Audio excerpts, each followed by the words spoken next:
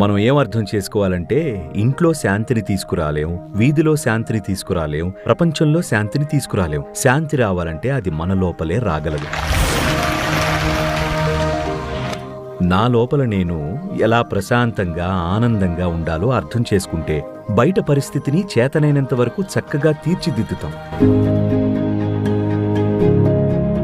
బయట ఎప్పుడూ ఏమీ తప్పు జరగట్లేదు. లేదు, మా ఇంట్లో అందరూ అరుస్తూ ఉంటారు అంటారా? అరుస్తున్నారు అంతే. దానివల్ల శాంతి చెడిపోలేదు, అరుస్తున్నారంతే.